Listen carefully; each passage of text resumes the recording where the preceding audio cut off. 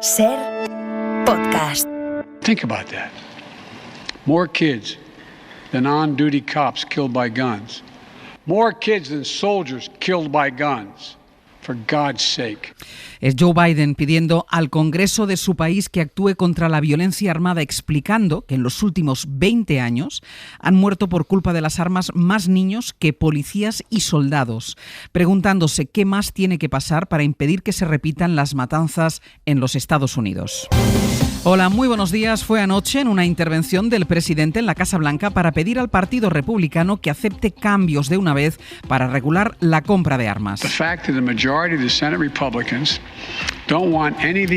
En una apelación directa a los republicanos porque le parece inconcebible que no quieran ni siquiera debatir la batería de medidas que él ha propuesto para endurecer esos requisitos. José Luis Astre, hola. Hola, buenos días. Había en ese acto una intervención especial que la Casa Blanca quería que fuera un golpe directamente a las conciencias y lo consiguió Bayo con el discurso del actor Matthew McConaughey, propietario él mismo de varias armas y que nació en Uvalde, el pueblo donde fueron asesinados 19 niños. Menores a los que McConaughey ha recordado uno a uno. Leila, Miranda, Nevaeh, José, Javier, centrándose en casos concretos como el de Alicia Ramírez, de 10 años, cuyo retrato ha blandido desde el atril, o el de Maite Rodríguez, también de 10 años, que soñaba con ser bióloga marina y que llevaba unas zapatillas verdes el día en el que fue asesinada. Son las mismas Converse verdes que sirvieron para identificarla tras el tiroteo. ¿Qué les parece?, ha dicho el actor, pidiendo a los republicanos y a los demócratas aparcar sus diferencias. Can both sides see beyond the political problem at hand and admit that we have a life preservation problem? Dejen de centrarse en el problema político y admitan que tenemos un problema para preservar las vidas, ha dicho McConaughey, que, como decías, posee varias armas y que defiende que se aprueben leyes que controlen la edad de compra y los antecedentes, si bien no aboga por prohibir los rifles de asalto, como pretende el presidente Joe Biden. Aquí en España, la cadena SER les adelanta a esta hora una decisión judicial que visibiliza la realidad de cientos de niños que llegan continuamente a nuestro país y a los que no se reconocen sus derechos. Por primera vez, la justicia, en este caso la audiencia de Guipúzcoa, ha reconocido la nacionalidad a una niña que nació en su camino hacia España cuando su madre había salido ya de su país. La pequeña Ana, que ahora tiene 7 años, va a dejar de ser invisible para la administración. Nicolás Castellano. Ana cruzó el Mediterráneo en el regazo de su madre, Maggie, en abril de 2018. Desde su llegada en Patera Tarifa hasta ahora, con este fallo judicial, esta niña no existía administrativamente en ninguna parte y su atención sanitaria, su escolarización, se hacían por favores en el País Vasco. Su madre está hoy pletórica, pero con matices. Soy una madre parcialmente feliz. Tener a un bebé sin ningún registro no es una situación fácil. Ver crecer a su hijo inocente sin ninguna documentación es horroroso y no deseable. Los 3 magistrados que firman el pronunciamiento de la Audiencia Provincial de Guipúzcoa ponen por delante el interés superior de esta menor. Cristina Manzanedo es miembro del equipo coordinador del programa O2, pionero en atención a madre y bebé de las pateras. La respuesta de los jueces es una respuesta muy protectora hacia la infancia. No puede haber niños que no sean de ningún país. Según la oficina de ACNUR en España, estos autos judiciales suponen un paso importantísimo. 986 menores acompañados llegaron el año pasado a las costas españolas, según la Comisaría General de Extranjería y Fronteras. Después del debate de ayer en el Senado con Feijóo, Pedro Sánchez comparece hoy en el Congreso para explicar 3 meses después el cambio de posición de España respecto al Sáhara y la nueva relación con Marruecos. En el Congreso, la mayoría rechazó ayer la propuesta de Podemos de crear un impuesto para gravar las grandes fortunas. Entre los partidos que lo rechazaron, el PSOE. Los socialistas, a su vez, impulsaron una ley para abolir la prostitución. Y su tramitación echa a andar en el Congreso. La respalda el Partido Popular, también Podemos, aunque en este caso con el voto en contra de los comunes y otros grupos de la izquierda.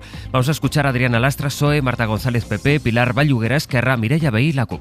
No hay libertad en los prostíbulos. Lo que se compra en prostitución es la dominación, lo que se compra es el sometimiento de una mujer, lo que se compra es la desigualdad. La prostitución no puede ser considerada un trabajo, que no es más que el alquiler por horas de un cuerpo por parte de un cliente. Vamos a salvar a las pobres putas. Antes de hacerlo, hablen con ellas, porque en lugar de intentar mejorar la vida de todas las mujeres, cogemos aquellas que no son como nosotras y las ilegalizamos. Es como si yo ahora vengo aquí a decirles que vamos a prohibir los videojuegos que matan porque ahora todos los niños van a salir asesinos.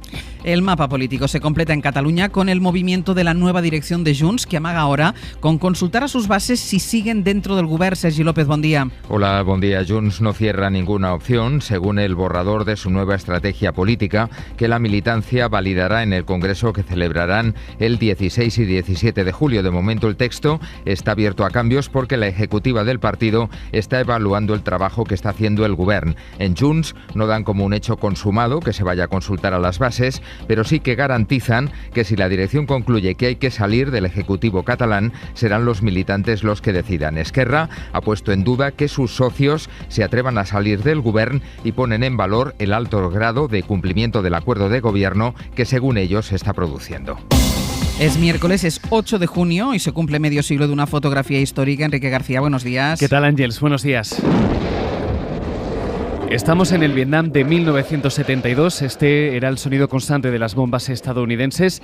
El conflicto mató a 500.000 civiles y hubo una superviviente que se convirtió en la imagen del horror. Es una de las niñas que huían del napalm, una combustión muy parecida a la gasolina que el ejército estadounidense lanzaba desde el aire contra la población.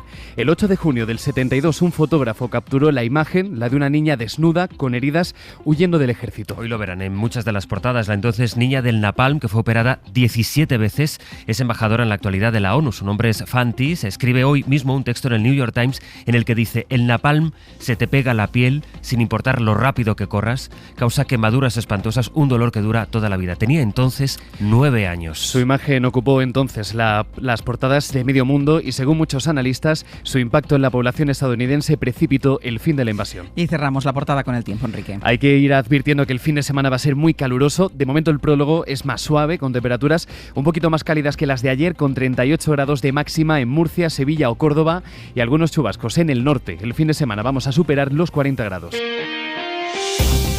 Las 7 de hoy por hoy. Ser podcast. La invasión de Ucrania cumple hoy 105 días y a medida que el ejército ruso continúa su ofensiva en el este con varios avances en las últimas horas, el gobierno ucraniano continúa su llamado para que los países sigan aportando más armas. En España, el Ejecutivo no descarta enviar carros de combate y va a formar a militares ucranianos en un tercer país, Enrique. Era una petición de Ucrania. El ejército va a dar formación y va a entrenar a militares ucranianos. Lo hará en un tercer país, aunque el Ministerio de Defensa español prefiere guardarse el lugar por razones de seguridad. Y se abre además a dar esa formación también aquí, en territorio español. Margarita Robles, anoche en Hora 25. Si el gobierno ucraniano lo pidiera, tanto España como el resto de los países, pues estaríamos dispuestos, sin ninguna duda. ¿De forma inminente?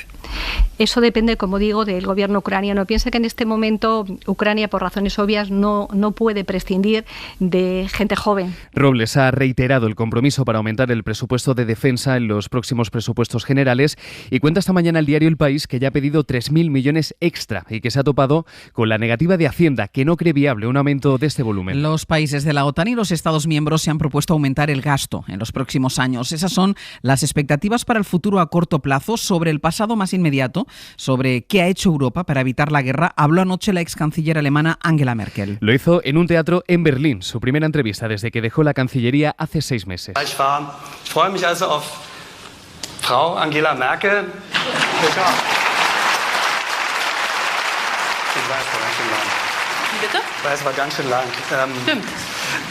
Y la primera pregunta fue ¿qué ha hecho Merkel en este tiempo? Y ella contestó que ha estado leyendo a Shakespeare. La ex canciller asegura que cada día se hace la misma pregunta, si podía haber hecho más para evitar la guerra.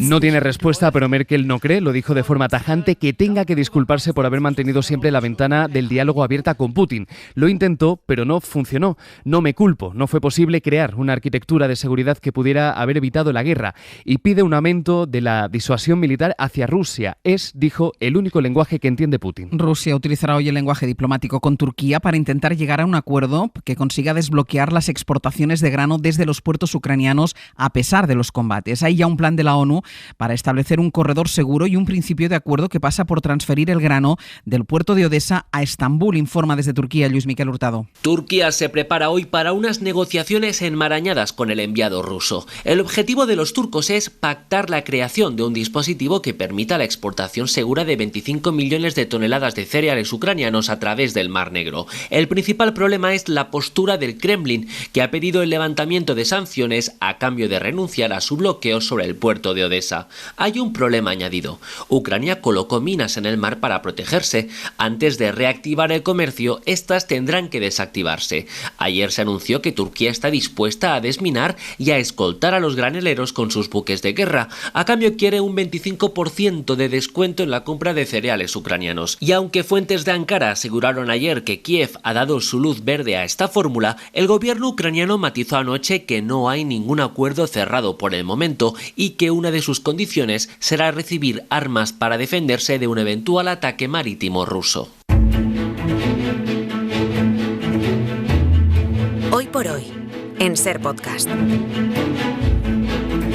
El estreno de Feijóo en el Senado escenificó ayer el giro en el estilo y en el tono del nuevo líder del PP en su estrategia para alejarse de su antecesor. Yo no he venido aquí a insultarle. Yo vengo a sumar, vengo a construir. Se esforzó Feijóo para presentarse como líder abierto a pactos y se esforzó Pedro Sánchez para mostrar la mano tendida del gobierno. Porque créame, señoría, que ese ha sido siempre el ánimo del gobierno de España. Tratar de trabajar para construir el máximo de los consensos, la mayor de la unidad. El tono cambió a medida que avanzaba el debate y se convirtió en parte en un diálogo de sordos. Feijóo preguntó por economía o bajadas de impuestos. Sánchez contestó con la reforma del Poder Judicial. Este es un gobierno que cumple con la Constitución.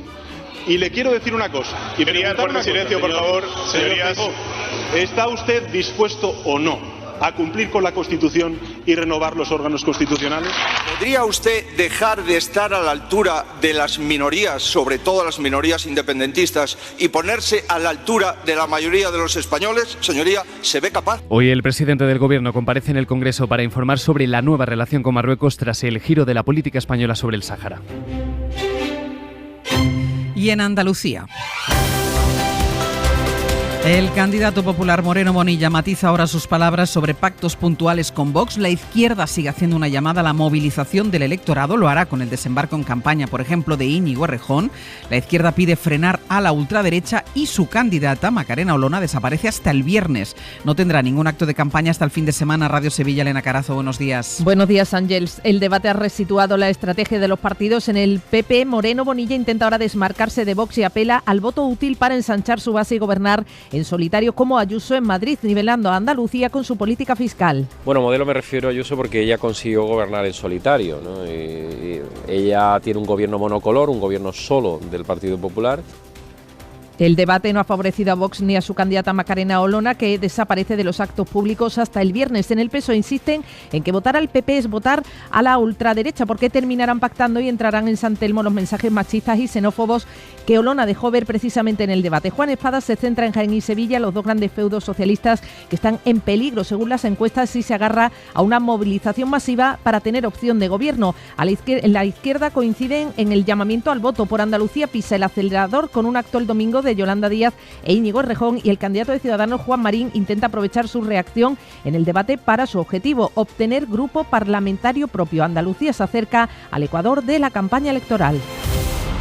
El ministro de la Presidencia, Félix Bolaños, tendrá que responder como testigo por el espionaje con el programa Pegasus. Se ha levantado el secreto del sumario y el juez quiere aclarar cuáles son los mecanismos de revisión y protección de los móviles de los miembros del gobierno. Miguel Ángel Campos. Bolaños está citado a declarar como testigo el 5 de julio. Podrá acudir de forma presencial a la audiencia, aunque también está facultado por su cargo a responder por escrito desde su despacho. El juez, según ha sabido la SER, ha pedido también a NSO, la empresa que produce y distribuye Pegasus, un listado de qué países y o corporaciones disponen de esa herramienta de espionaje y si los estados pueden subcontratar la aplicación una vez adquirida. Aún no ha recibido contestación. También pretende desplazarse a Israel junto al fiscal para tomar declaración al CEO de esta misma empresa.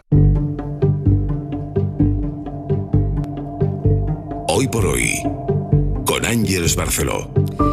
Hoy comienza una visita histórica del rey Felipe de Bélgica a la República Democrática del Congo. Y es la primera vez que un monarca belga viaja a la excolonia. El gobierno ya ha pedido disculpas por el reinado de Leopoldo II. Ángel Villascusa. Hasta 1908, la actual República Democrática del Congo fue un territorio personal de ese monarca belga. En ese tiempo perdieron la vida unos 10 millones de personas, en la que está considerada una de las colonizaciones más sangrientas de la historia.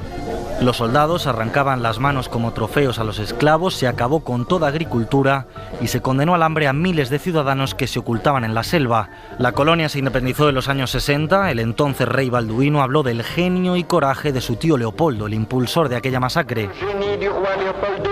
En un discurso que fue contestado por el entonces primer ministro congoleño, Patrice Lumumba, en el que denunció duramente el gobierno colonial belga de 80 años, un periodo en el que Bélgica llegó incluso a abrir un zoo humano con niños de esa colonia. Lumumba fue asesinado 2 años después y en 2002 el gobierno belga reconoció su responsabilidad en aquel magnicidio. De ese asesinato solo quedó un diente que está custodiado por las autoridades belgas.